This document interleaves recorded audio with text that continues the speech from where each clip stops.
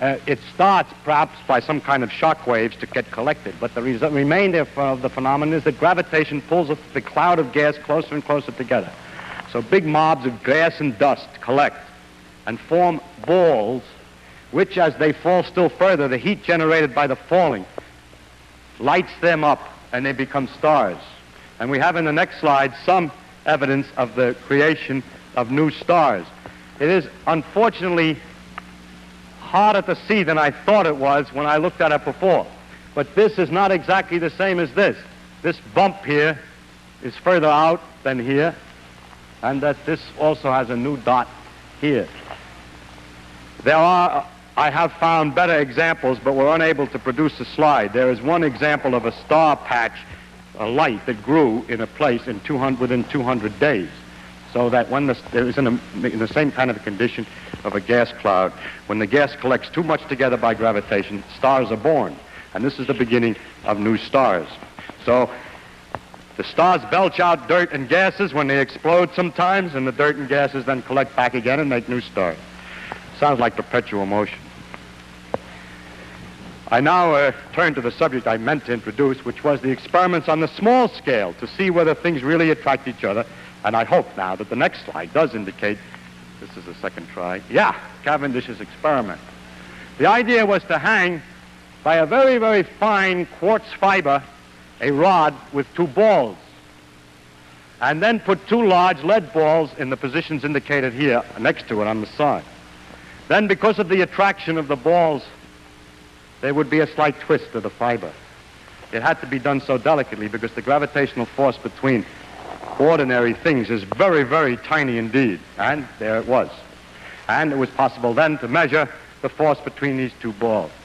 Cavendish called his experiment weighing the Earth. We're pedantic and careful today. We wouldn't let our students say that. We would have to say they're measuring the mass of the Earth. But the reason he said that is the following.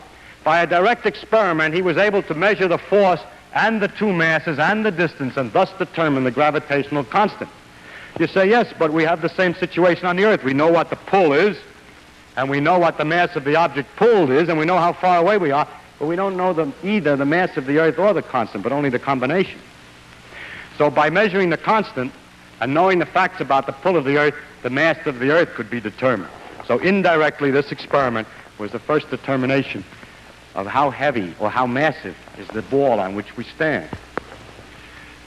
It's a kind of an amazing achievement to find that out, and I think that's why Cavendish named his experiment that way instead of determining the constant in the gravitational equation. Weighing the Earth. He incidentally was weighing the sun and everything else at the same time, because the pull of the sun is known in the same manner. Now, one other test of the law of gravitation is very interesting, and that is the question as to whether the pull is exactly proportional to the mass. If the pull is exactly proportional to the mass, and the reaction to forces, the motions induced by forces, the changes in velocity, are inversely proportional to the mass, that means that two objects of different mass will change their velocity in the same manner in a gravitational field. Or two different things, no matter what their mass, in a vacuum, will fall the same way toward the Earth. That's Galileo's old experiment from the Leaning Tower. I took my young son of 2.5 to the Leaning Tower of Pisa, and now every time a guest comes, he says, Leaning Tower. So, anyhow, it means, for example, that in a satellite, a man-made satellite, an object inside will go around the Earth in the same kind of an orbit as a satellite on the outside, and thus float in the middle, apparently. So that this fact that the force is exactly proportional to the mass and that the reactions are inversely proportional to the mass has this very interesting consequence. The question is, how accurate is it?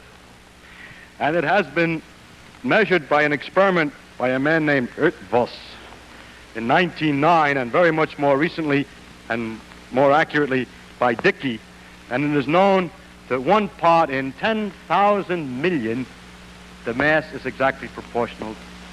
The forces are exactly proportional to the mass.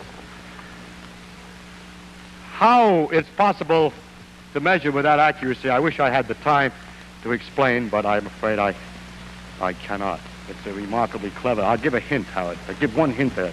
Suppose that you wanted to measure whether it's true for the pull of the sun. You know, the sun is pulling us all. It pulls the earth, too. But suppose you wanted to know whether you had a piece of lead here and a piece of copper here, or polyethylene and lead. It was first done with sandalwood. Now it's done with polyethylene. Whether the pull is exactly proportional to the inertia. The earth is going around the sun, so these things are thrown out by inertia, and they're thrown out to the extent that these two objects have inertia. But they're attracted to the sun to the extent that they have mass in the attraction law. So if they're attracted to the sun in a different proportion than they're thrown out by inertia, one will be pulled toward the sun and the other away. And so hanging on another one of those Cavendish quartz fibers, the thing will twist toward the sun.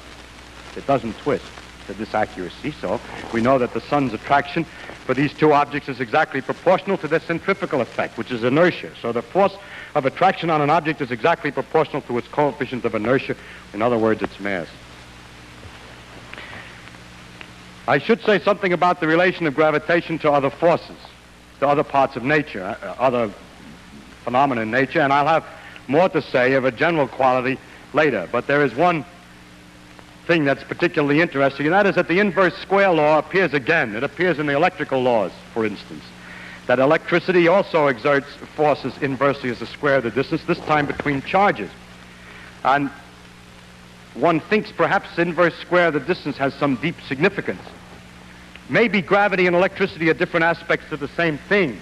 No one has ever succeeded in making gravity and electricity different aspects of the same thing. Today, our theories of physics, the laws of physics, are a multitude of different parts and pieces that don't fit together very well. We don't understand the one exactly in terms of the other. We don't have one structure from which all is deduced.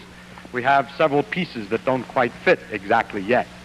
And that's the reason why in these lectures, instead of having the ability to tell you what the law of physics is, I have to talk about the things that are common to the various laws, because we don't know, we don't understand the connection between them. But what's very strange is that there are certain things that are the same in both. But now let's look again at the law of electricity. The law goes inversely as the square of the distance. But the thing that is remarkable is the tremendous difference in the strength of the electrical and gravitational laws. People who want to make electricity and gravitation out of the same thing will find that electricity is so much more powerful than gravity that it's hard to believe they could both have the same origin. Now, how can I say one thing is more powerful than another? It depends upon how much charge you have and how much mass you have. I'm certainly, you can't talk about how strong gravity is by saying I take a lump of such and such a size, because you chose the size. If we try to get something that nature produces her own pure number that has nothing to do with inches or years or anything to do with our own dimensions, we can do it this way. If we take the fundamental particles, such as an electron, any different ones will give different numbers, but to get an idea of the number, take electrons. 2 electrons, a fundamental particle. It's an object. It's not something I don't have to tell you what units I measure in. It's 2 particles, the fundamental particles. And they repel each other inversely as the square of the distance due to electricity. And they attract each other inversely as the square of the distance due to gravitation. Question: what is the ratio of the gravitational force to the electrical force? And that is illustrated on the next slide. The ratio of the gravitational attraction to the electrical repulsion is given by a number with 42 digits. And goes off here. This is written very carefully out, so that's 42 digits. Now, therein lies a very deep mystery. Where could such a tremendous number come from? That means if you ever had a theory from which both of these things are to come, how could they come in such disproportion? From what equation has a solution which has, for one, 2 kinds of forces, an attraction and a repulsion, with that fantastic ratio? People have looked for such a large ratio in other places. They're looking for a large number. They hope, for example, that there's another large number. And if you want a large number, why not take the diameter of the universe to the diameter of a proton? Amazingly enough, it also is a number with 42 digits. And so an interesting proposal is made that this ratio is the same as the ratio of the size of the universe to the diameter of a proton. But the universe is expanding with time. And that would mean the gravitational constant is changing with time. And although that's a possibility, there's no evidence to indicate that it's in fact true, and there are several difficulties, partial indications that it doesn't, that the gravitational constant has not changed in that way. So this tremendous number remains a mystery. I must say, to finish about the theory of gravitation, two more things. One is that Einstein had to modify the laws of gravitation in accordance to with his principles of relativity. The first was, one of the principles was that effects cannot occur instantaneously, while Newton's theory said that the force was instantaneous. He has to modify Newton's laws. They have very small effects, these modifications. One of them is all masses fall. Light has energy, and energy is equivalent to mass, so light should fall, and it should mean that light going near the sun is deflected. It is. And also the force of gravitation is slightly modified in his theory, so that the laws slightly change, very, very slightly, and it is just the right amount to account for the slight discrepancy that was found in the movement of Mercury. Finally, with connection to the laws of physics on a small scale, we have found that the behavior of matter on a small scale obeys laws so different, very different than things on a large scale. And so the question is, well, how does gravity look on a small scale? What is called the quantum theory of gravity? There is no quantum theory of gravity today. People have not succeeded completely in making a theory which is consistent with the uncertainty principles and the quantum mechanical principles. I'll discuss these principles in another lecture. Now, finally, you will say to me, yes, you told us what happens, but what is this gravity? Where does it come from, and what is it? Do you mean to tell me that the planet looks at the sun, sees how far it is, takes the inverse of the square of the distance, and then decides to move in accordance with that law and move? In other words, although I've stated a mathematical law, I haven't given you no clue as to the mechanism. I will discuss the possibility of doing this in the next lecture, which is the relation of mathematics to physics.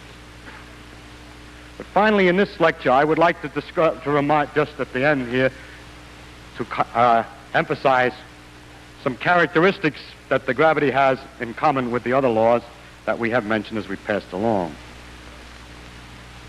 The first is that it's mathematical in its expression. The others are that way too. We'll discuss that next time. Second, it's not exact. Einstein had to modify it. We know it isn't quite right yet because they have to put the quantum theory in. That's the same with all our other laws. They're not exact. There's always an edge of mystery. There's always a place that we have some fiddling around to do yet. That, of course, is not a property, probably not a property. It may or may not be a property of nature, but it certainly is common with all the laws as we know them today. It may be only a lack of knowledge. But the most impressive fact is that gravity is simple. It is simple to state the principle completely and have not left any vagueness for anybody to change the ideas about. It's simple and therefore it's beautiful. It's simple in its pattern. I don't mean it's simple in its action. The motions of the various planets and the perturbations of one on another can be quite complicated to work out. Or to follow how all those stars in the globular cluster move is quite beyond our ability. It's complicated in its actions, but not in the basic pattern or the system underneath the whole thing, because that's a simple thing.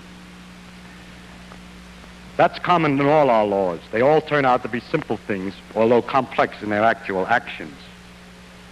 Finally comes the universality of the gravitational law, the fact that it extends over such enormous distances.